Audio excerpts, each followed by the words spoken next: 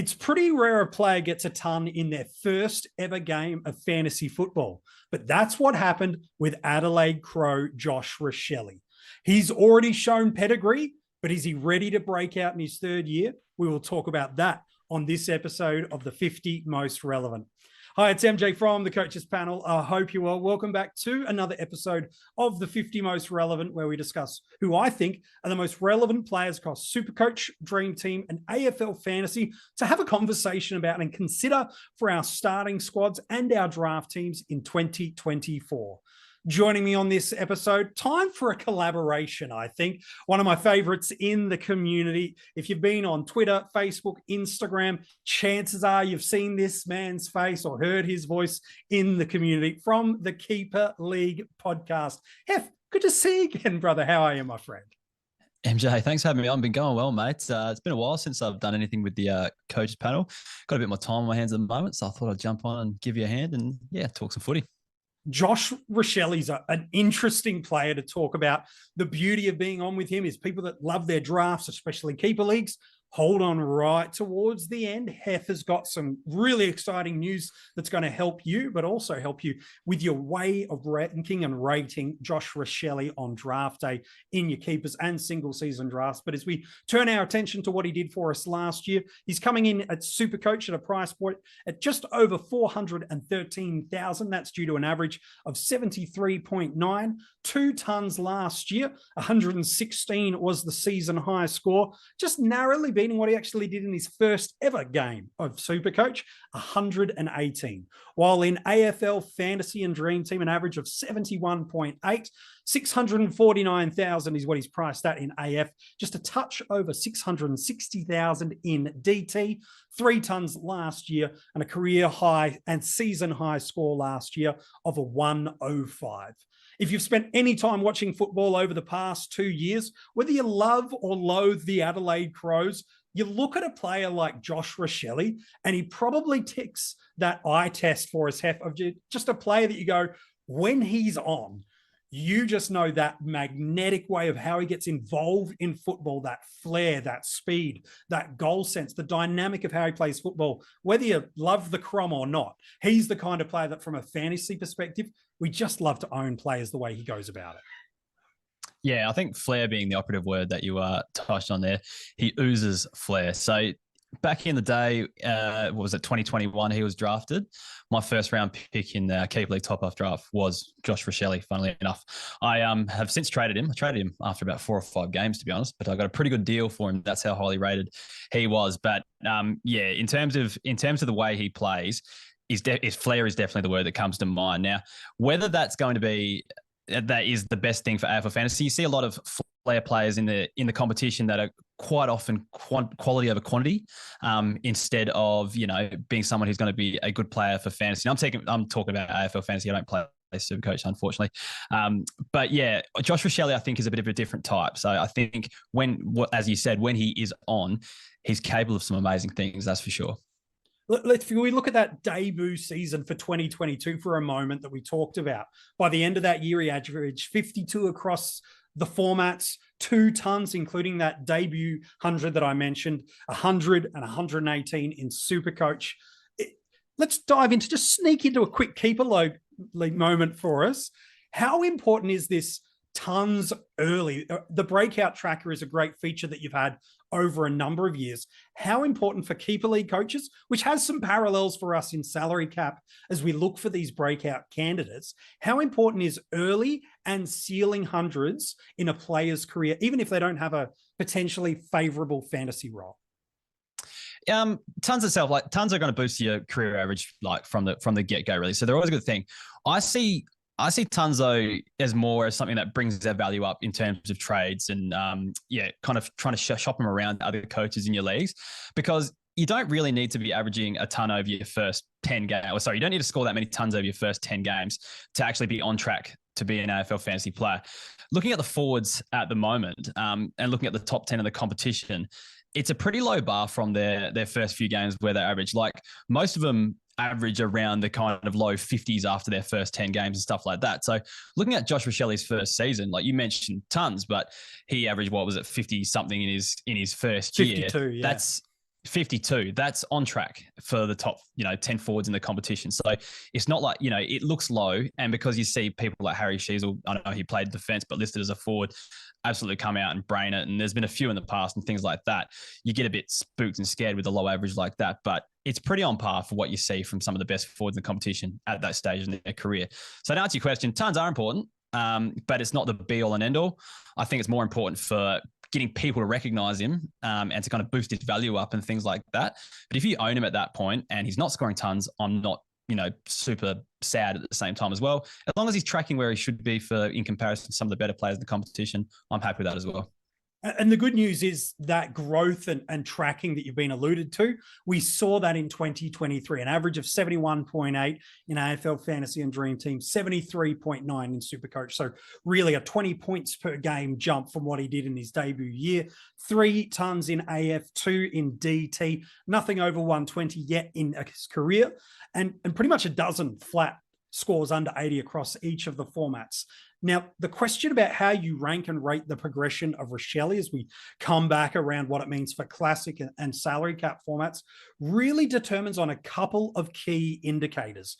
Do you believe what we saw early from Rachele last year is a true trend of what he's going to bring at the start of 24? Is it what we saw in the late part of 2023? Is that a truer sense of where he's going to be? Pre-buy, he's going at 77.23 in AFL Fantasy and Dream Team and 80.6 in SuperCoach. Post-buy, 60s, pretty low 60s across the formats. But if we look just at 7 games, we're looking for trends and threads with these guys that could break out. In the first 7 games, he goes 89.7 in fantasy. He goes 86.4 in SuperCoach in a line where we're really lacking in confidence of 90-plus forwards to pay for at any level, let alone at significant discount based on what we're outlaying from our salary cap perspective. That's exciting for us. But there's kind of 4 key areas, maybe it's really 3, Heff, that people talk about when they're talking about the Crows and this midfield, is they kind of go, if he's got high CBAs, that's his pathway to being a gun. I've got some numbers on that in a minute. If he scores multiple goals, that's his pathway to being a gun. Okay, maybe that's the case. In those 2 areas, if you're curious, in the 6 games he attended, more than 35% of centre bounces, goes at 90 in AF, goes at 87 in SuperCoach. So again, sure enough, in the games he kicked 2 goals or more, 85.6 in fantasy, 79.5 in SuperCoach. In the games he managed to get the both combined, it's just one. He got a 95 in SuperCoach and a 75 in Dream Team and fantasy. But I think the thing I'm most curious, and I'm keen on your take as a South Australian, getting to be very much in the Crom and the Pair bubble, is there's a lot of anticipation and expectation on this football club to succeed and to push into finals. Is he going to score better if this club improves? We'll talk about role in a moment, but is there any trends there that you see that gives us confidence that if the Crows get better and win more, that maybe we'll see some better scoring? Yeah, I ran the data or my spreadsheets of last year's stats through some of my databases and things like that, and had a look at some of the numbers. And I think the biggest correlation I found with Rachele, it wasn't really CBAs and it wasn't really goals. It was whether the Crows won or lost, or it was probably a bigger factor. Like, yes, his average was slightly higher when he had more CBAs and things like that, and it was slightly higher when he kicked more goals and stuff. But I think the biggest correlation, which had the biggest variance in his numbers, was the actual overall Crows performance. So in games where the Crows won, he was significantly better in games where the Crows lost. And there's a few kind of abnormalities in those kind of numbers. There's some games where the Crows lost and he still averaged a ton, round 1, for example, against the Giants and things like that. But overall, as the season went on, in the games where Crows won, he seemed to score better than games they lost. So I think that's the biggest factor with Rachele. And I think we're all worrying about CBAs and goals and all that sort of stuff. But really what we should be looking at is we've got a player who is capable of both of those things and has multiple avenues in ways to score and things like that. So I know there's a lot of debate whether he gets more CBAs, and that's something people are worrying about because he needs to get those CBAs to boost those scores, or he needs to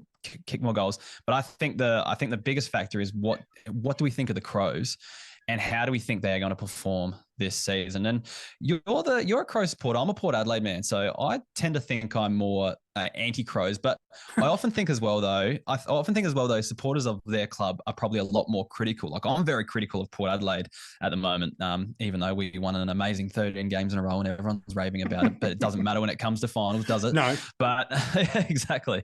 But yeah, so I'm kind of off Port Adelaide at the moment, and I don't think we're much chop. What's your thoughts? Well, off air before, you saying you weren't really too sure on the Crows. What's your take on them? Yeah, well, I think the greatest indicator for the Crows of whether or not this rebuild is going to work is ultimately around which three old blokes are playing significant roles through the midfield specifically. The old blokes I'm alluding to are Keys, who's probably like 25, and it's very unfair to say he's an old bloke, and he's been on your podcast. I know, so much love, Ben, if you're listening. But so if Ben Keys, if Rory Sloane and Matt Crouch, any of those three are playing significant midfield roles for the Crows, and that's on the premise that Laird and Dawson stay in the midfield, which I can't see how they're not. But if either of those three guys are playing significant roles, that means Saligo, Pedler, Berry, and Rachele, who we're alluding to, are not picking up these midfield minutes. With Schonberg pretty much out for the year, they need these kids to evolve for the rebuild to work. And so if they're going to surge this year, it's got to be off the back of these third, fourth year players really taking a step up. And so for me, as a Crows fan, as a football perspective, if I see those old blokes taking the big roles, okay, sure, that's great for Matt Crouch and our fantasy teams, but I think that's a bad sign for the Adelaide Crows rebuild and the pathway where they're heading. I think you want to see a Rachele sort of around that 35% centre bounce rate, not lose that forward craft. You want to see Pedler more inside. You want to see Saligo on the inside and outside. You want to see if Berry's 2022 was just lightning in a bottle, or if 2023 was just a cluster of disaster. You want to see what that is. So for me, that's where I kind of look at it. Because as you mentioned, Rachele scores in all these areas. That opening round of the season, not opening round, but round one, 3 goals, 1, tons up, doesn't hit 20 possessions. A few weeks later, gets 20 odd possessions, just the 1 goal, 8 marks, and goes 90s across the formats. Against the Hawks, 21 disposals, doesn't kick a goal, gets an AFLFantasy ton. And then in round 16, 23 disposals, 2 behinds, and tons across the format. So we're talking about this guy that from a breakout perspective, as you're right, has all these elements around what he could be. It's now, can he put them together? And as you've said, the Crows start winning more than what they've done over the past season or two.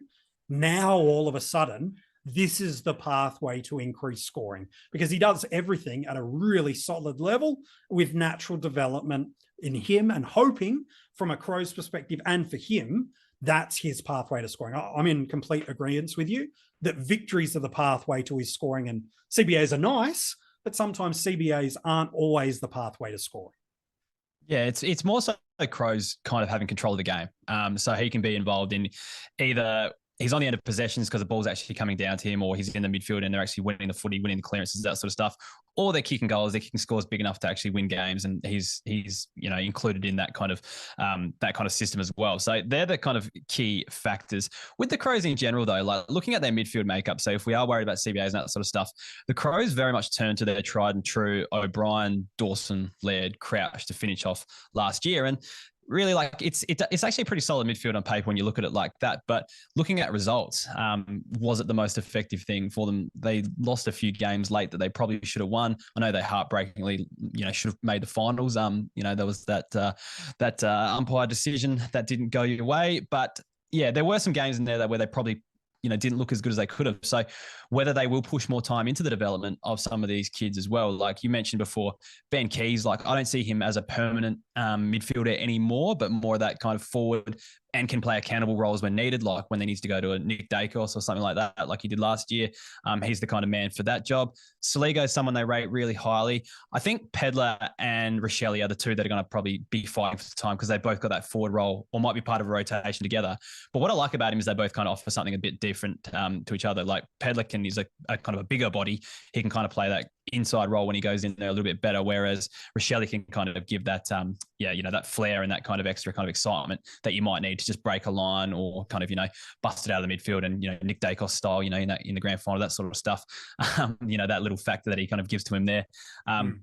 could do something like that as well. So yeah, that's the kind of way I see the midfield makeup. Interesting to say Harry Schomburg. Saw him at a music festival on Saturday, and looked like he was having a pretty good time off at the moment. So when you don't have to train too hard, you're able to enjoy it. So as we look at this forward line as a whole, one of the reasons you might be looking through the first sort of 12 episodes of the 50 most relevant going, MJ, you are so forward heavy. Why is it?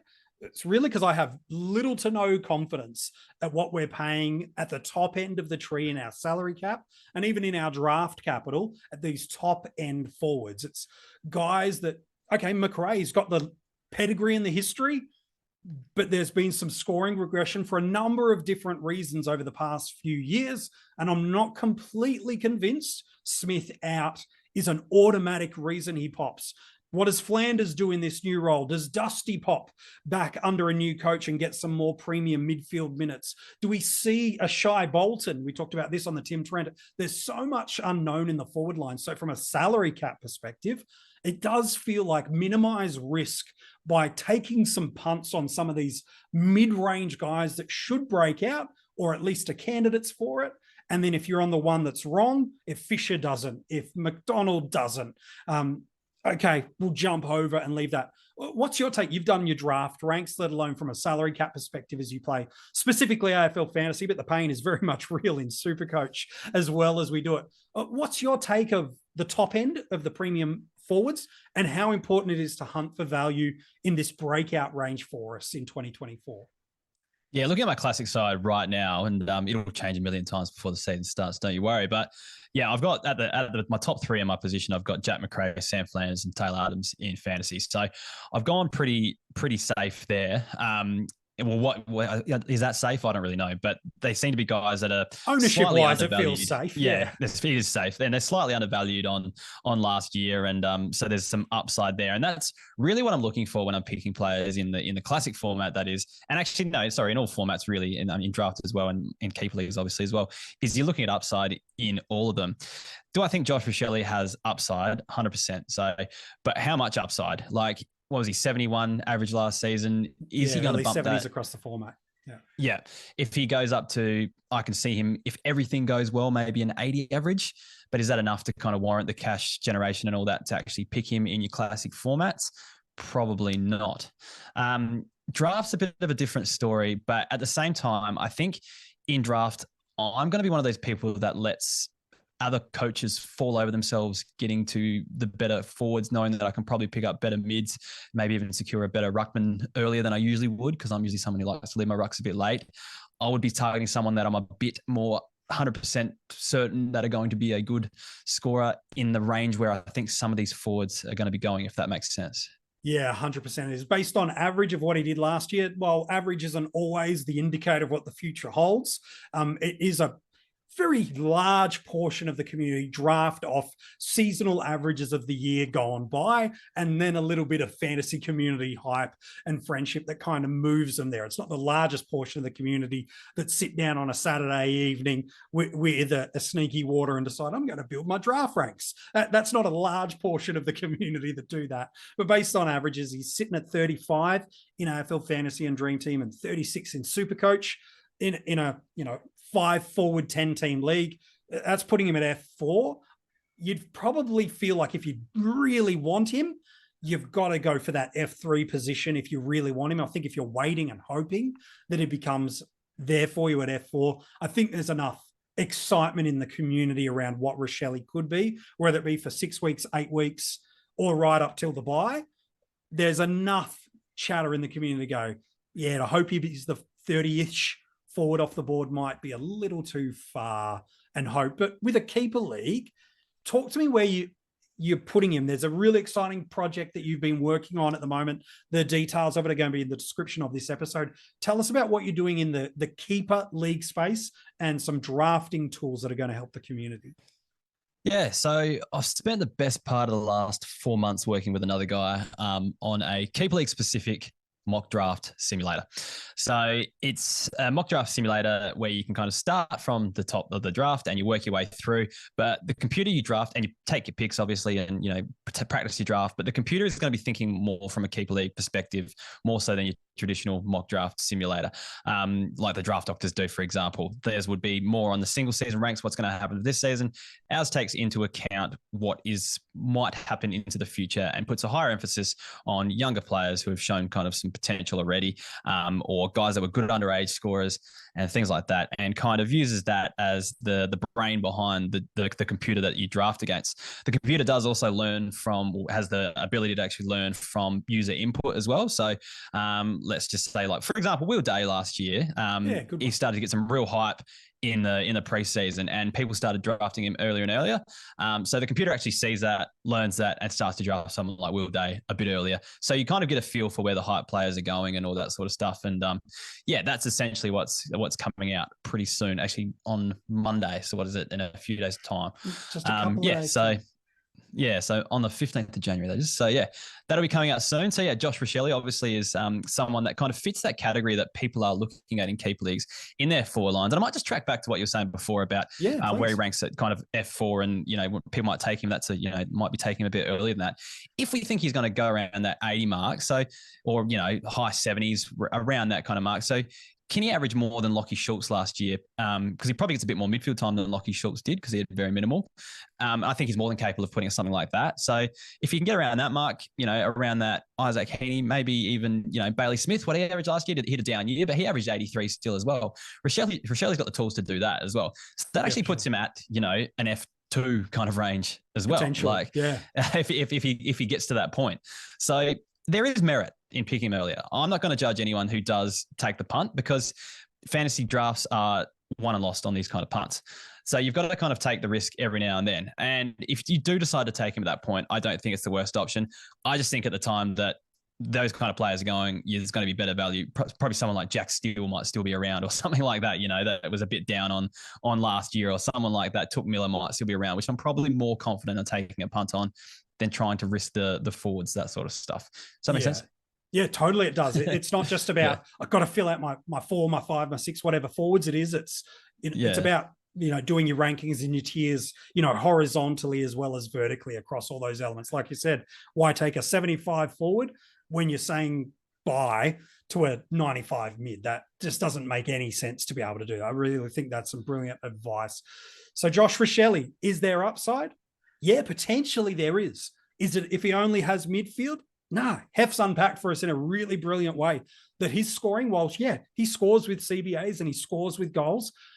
What do you think the success of the Adelaide Football Club is going to be, especially early on in 2024? If you think based on fixture, based on form, based on frustration of results of 2023, that they're coming early in 2024, well, there's enough threads for you to be able to go, you know what? You could maybe hold some confidence that he's a guy to hold for a 6-8 week period to get you through. If you're not sure, if you're not confident, you're not going to get a look and see an opening round, but there are other mid-price forwards that are playing through that round that will inform your decision. That's the beauty of the preseason. Look at all the possibilities, look at all the variables, get all the data and information you can, and then make the most informed decision for your team, for your format of playing, and for the way you choose to play fantasy format. Heff, it's been a pleasure to chat with you. You mentioned about this mock draft that's coming for keeper leagues. Where can people get in touch with you across social media? Tell us your website and some of the cool stuff that you're doing at the moment, because you're not just in the keeper league space at the moment. We're seeing you break out into the AFL Fantasy Classic mode as well, which is awesome. Yeah, well, the whole idea, I guess, our podcast, and you can find us on all the podcast platforms, just search for Keeper League Podcast, or our website, keeperleaguepod.com.au. The idea is like, it's called the Keeper League, but we're not specifically for Keeper Leagues. Our whole shtick is we talk about undervalued players, breakout candidates, or people that you can stash for the future, but trying to encourage people to have a deeper look at AFL fantasy away from the top 100 players that you look at in your classic. So yes, we call the Keeper League, but the advice is actually, what we're trying to do is kind of just build people's knowledge base in AFL fantasy so we can discuss more players, maybe look at the top 400 in the competition type thing, and maybe not talk about the top 100 so often type thing. So that's what we're all about. And we've got heaps of resources up on our website. So currently the big ones that we've got out, so we put out a document last year on the draftees of 2023 and which one of those draftees have the best AFL fantasy potential. That's useful for your classic because if any of those guys are debuting early and you might have a few to choose from, you can have a look at which ones play the best sort of game for fantasy and might have a look in your teams to make you some cash early. But we've also got the breakout tracker, which we used a bit earlier to look at Josh Rachele and how he compares. And he's actually trending ahead of the top 10 forwards in the competition at the moment. So over his first 2 seasons. So he's on the right track. He's a bit behind the midfielders if you think he's going to end up playing there, but he's on track with the top 10 forwards in the competition. So keep an eye on him on the breakout tracker.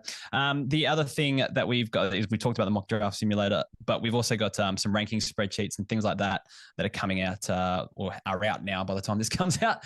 But yeah, so you can actually check those out on our websites. That just go into they're just really detailed spreadsheets with every kind of stat you need for AFL fantasy. I do more of a SuperCoach based one that's coming out later, just using the stats that people tend to look at for SuperCoach a bit more, but you can use them to rank your players. And yeah, it's a pretty comprehensive spreadsheet. So we've got that going. I will kind of just before we kind of finish up here, I've got the ADP data ahead of me where Josh Rachele is actually going in Keeper League, the mock draft at the moment, that's good. Okay. And where he's currently going. So if we're looking at him, he's the 12th ranked forward overall in the Keeper League mock draft simulator. So where he's going, and his average draft position right now is at 68 right now. So in a startup Keeper League draft. So just a bit of food for thought where people are rating him in terms of future prospects. To me, he's the future Toby Green, I think. So I've always thought about that, and he's always drawn that comparisons even as a junior. But Toby Green is always one of my first pick players in a Keeper League draft, no matter his age. I know he's getting 30 plus now. I think I did a few startup mocks last year. I always seem to end up with him in my leagues. He's won multiple flags for me across many Keeper Leagues and things like that. He's one of my favorite players in the competition. Even before, he became captain and was a bit more respected. Despite the dirtiness, I just like the way he goes about it, gets under people's skin. So, but anyway, we're not talking about Toby Green on this one, but that's my comparison. We might find a way to. I think he's going to, yes. I think in the future though, we're going to see a similar type scorer, I think, and a similar type player in the thing. So yeah, on the lookout. But anyway, 68 in the mock draft simulator, that's where he's going at the moment. Very interesting. If you've missed any of those things that he's mentioned, again, even if you don't play AFL Fantasy or Keeper Leagues and you're a SuperCoach player, there's so much statistical analysis and data that is in these websites. Some of it's behind the paywall, some of it's freely available. Jump on over. We'll put all the links in the description of this episode so you can make sure you jump in, support some of the great content creators, and certainly Heff and the team at the Keeper League are one of my personal favorites and definitely something you want to go and support and get involved in around. So if they're new to you, make sure you check them out. If you know who they are, give them a follow, subscribe, kick them a couple of bucks. It's a really important thing that for the community, we keep supporting one another. Heff, you're a superstar, mate. Appreciate you. Thanks for being on the episode. Thanks for having me, mate. Anytime. I love coming on this, the 50 most relevant. It's one of my favorite listens every year. So yeah, thanks for having me on. Absolute pleasure. If you want to go and check out back any of the other players we've revealed so far in the 50 most relevant, there's an accompanying article with every single one of these podcast and video episodes. You can check it out at coachespanel.tv. You can find us wherever you're listening to this audio podcast. You can just find us there, follow us, and leave a 5-star rating and review. And if you're watching these episodes, you get to see the guests as they're on with me. Make sure you're subscribed, notified, and you can have your say in the comments below about every single player we've talked about in the 50 most relevant. In a moment, a little clue, not just about who's on the 50 most relevant, but who I'm speaking with. I'll tell you about that in a moment. But if you haven't thought about joining our Patreon, encourage you to do so. It's one of those small, simple things you can do for as little as $2 a month. You can support the Coaches Panel, get access to a whole bunch of hidden groups, additional content pieces, articles, videos, and podcasts as well in and out of season. And if you join our premium and breakout tier levels, you actually get the 50 most relevant audio podcasts the day ahead. So if you like to be ahead of the pack, you can do that. It's really, really simple and just one little thing to do.